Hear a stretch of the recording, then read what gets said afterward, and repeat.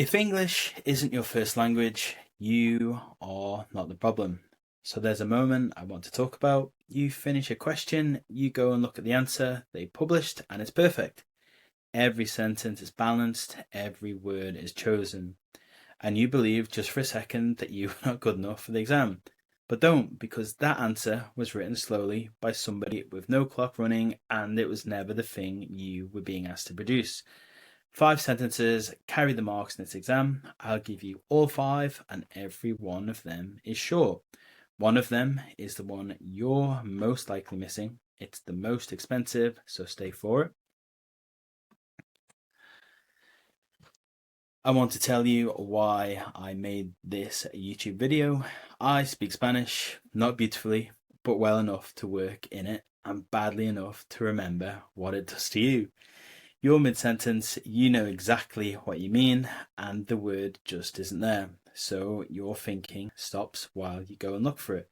Now, put that in an exam. 4 hours, a case you've never seen before. I couldn't do it. And I'm telling you that because I'm not going to stand here and pretend that I know exactly what you're carrying. But what I do know is which sentences this exam pays for. One thing before we start, and it matters more than it looks, everything you're about to see runs on a company that I made up. I want you to know that at the start, because a lot of people will tell you they know what's coming in your exam, but they don't. Nobody does. And an invented company lets me build exactly the problem the lesson needs, which a real one never does. All right, meet Holden. Read those numbers. Now, only one of them matters today. 18%, that's the growth the finance director's paper assumes. 6 is what the business actually did last year. 5 is what the market is doing. Everything in this video comes out of that gap, so hold on to it. I'm not going to pretend that this exam is the same for you as it was or it is for a native speaker, because it isn't, but look carefully at what that actually costs you. It's not marks, well, not directly. It costs you time, it costs you energy, and you only have so much of either. So the question was never whether it's harder. It is harder. The question is where you're spending what you've got. Here's the part that nobody tells you, and I've never understood why. So now read that last line again, because people mishear it. I'm not telling you to be careless. If the board can't follow you, you've stopped being clear, and that costs you. The line is not between careful and careless, it's between clear and impressive, and you have been spending everything you've got on impressive. Listen to this one. Properly listen to it. It would appear that a degree of caution may be warranted in relation to the growth assumption which have been incorporated into the financial projections underpinning the proposed transaction. Did you follow that all the way to the end? Because I've just read it out loud and I nearly lost it myself. And here's what makes it worse. That sentence sounds like the answer you may have been trying to write. That's the voice you've been reaching for, and there is not one fact about the company anywhere inside it. Now, look at this one. The 18% growth assumption is not supported by the evidence. Aquazon grew 6% last year in a market growing at 5%. 22 words, and you understood every one of them the first time you heard it. That is not the lesser sentence. That is the one that earns. So why does that happen? Why do you write the first one when you are plainly capable of the second? I'll tell you what I think. A plain sentence of your own is exposed. If it's wrong, it is obviously wrong, and there's nowhere to stand. So you reach for the polished style, you borrow the case's words, and you put a heading in. Every one of those feels safer, and every one of them is a defense. It's not an answer. And remember, what you are already spending, you are translating. You are tired by hour 3 when you have less left. The safe option always looks better. So this is the part we're saying slowly. The marker never sees difficulty. The marker only sees what you did about it. And that heavy style, you didn't invent it. So think about how a published model answer actually gets made. Somebody sits down in their own first language with no clock running, they draft it, then they edit it, then somebody else edits it again. Then it gets printed and handed to you. And nobody says, oh, by the way, don't try to reproduce this in 4 hours. You have been comparing yourself to a finished product. So of course, you come up short. So let's change what you were given. 5 sentences, that's the whole video. Here they are. 5 cards are coming, one at a time. So take a picture of each one as it appears. I mean that literally. By the end of this, you should have 5 photographs on your phone, and that's the entire method in your pocket tonight. Sentence 1. 2 words, which means. So watch what they do. Haldon's operating margin has fallen from 9.1% to 3.4%. Perfectly true, and if you wrote it, you'd have spent 30 seconds telling the reader something they already wrote themselves. That's what copying feels like from the inside. It feels like being accurate. It reads like being lazy. Now a better one, because a budget competitor undercut them on price. Now you've actually done something and you've explained it, and then you stopped. And I know exactly why you stopped, because the next bit felt obvious. Everybody knows what a collapsing margin does to a business, but they don't. They only know what you wrote on paper. So finish it, which means Holden can no longer pay for growth out of trading, and any expansion has to be borrowed. So that's 9 words. Not one of them was clever, and the entire reason this company has to borrow £58 million has just landed on the page. This is the trade that nobody explains to you. You are not being asked to write more. You are being asked to finish 1 clause every time. And if you're translating in your head, this is the best news in the video, because which means it's 2 words and you already know both of them. Second, and this one is going to feel a bit rude, that feeling is the whole problem. Here's what most people write instead. Should the board consider whether an 18% growth assumption is realistic given Aquazon's recent performance? It may be worth asking the finance director to justify the figure. 2 questions, count them, and not 1 challenge anywhere in it. So that answer is polite, it's professional, and it does the board no good at all, because it has spotted a problem and handed the problem straight back. Now, let's say it properly. The 18% growth assumption is not supported by the evidence in the paper. Aquazon's membership grew 6% last year in a market growth at 5%. The forecast assumes Aquazon will suddenly triple its growth rate, and the paper does not say why. Now, notice what isn't in there. There's no anger, no acquisition, nothing rude at all, just the claim that the numbers and the distance between them. That is all skepticism has ever been. And I understand it exactly why you soften it. In a second language, a flat statement feels like an accusation. A question feels like good manners. You are being careful, and being careful is a virtue everywhere, except here. Here it reads as, I noticed something, and then I did nothing about it. You weren't hired to notice, you were hired to advise. Third, and this is the one where people freeze.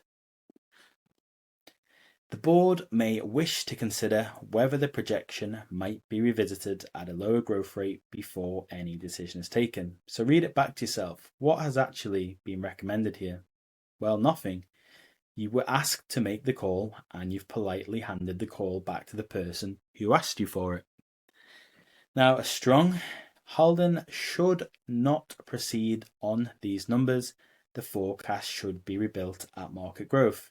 That's about 5% and brought back to the board, because the whole commercial case rests on a growth rate Aquazon has never achieved. Should, not may wish to consider, it's should, and a reason attached to it. That's the whole pattern. There is nothing else to it. And now the thing I most want you to hear today, You have been frightened of this sentence, and I don't think you ever needed to be. Delay it, rebuild the numbers, bring it back. That is a recommendation. So go ahead, but only on these two conditions. That is a recommendation. Nobody is asking you to be certain. They are asking you to say what happens next. And that is a far smaller thing than the thing you have been avoiding. Fourth one, and this is the one I promised you at the start. All right. There are advantages and disadvantages to the acquisition. Moving up market could restore margin, but the growth forecast may be optimistic. Both factors should be weighted carefully. Every word of that is true, and the answer has not done anything. The verb was evaluate, that was describing. There is a difference between the two, and this exam only pays for one of them. On balance, the acquisition should not go ahead as presented. The strategy is sound. Halden cannot win a price war, it is already losing. But the case rests on a growth rate 3 times anything Acquisition has achieved unless the finance director can prove that jump is real. The deal is built on an assumption, not on the business. So now look at what it does before it decides. It gives the other side real credit. The strategy is sound, and it says so out loud in its own words. Then, unless does the rest. This is the one I said you were most likely missing, and here's why you are missing it. It isn't laziness. Every other sentence in your answer you can build from something. The facts come from the case, the structure comes from the format, even the analysis has somewhere to start from. The conclusion has nothing. It is you, in your own words, saying what you think. And if you are translating, that is the most expensive sentence you will write all day. So under pressure, it goes quietly. You don't even notice it going. And it is one they are marking. Last one, and it's free.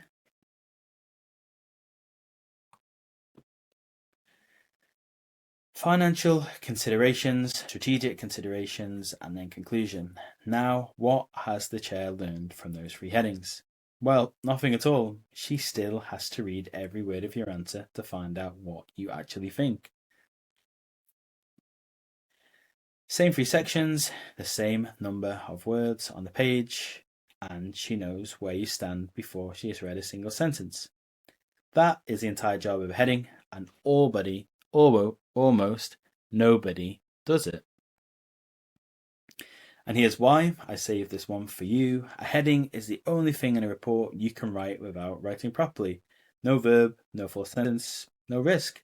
So when the prose feels dangerous, that is where you go and stand. You are already writing them. It costs you nothing to make them say something. Right, all 5 working together. The growth forecast is the deal, and it does not hold. Halden's margin fell from 9.1 to 3.4 because a budget competitor undercut them, which means Halden can no longer pay for growth out of trading.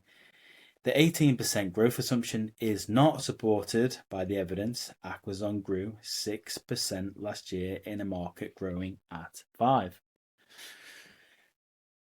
So, on balance, the acquisition should not go ahead as presented. The strategy is sound, but the case rests on a number the business has never delivered.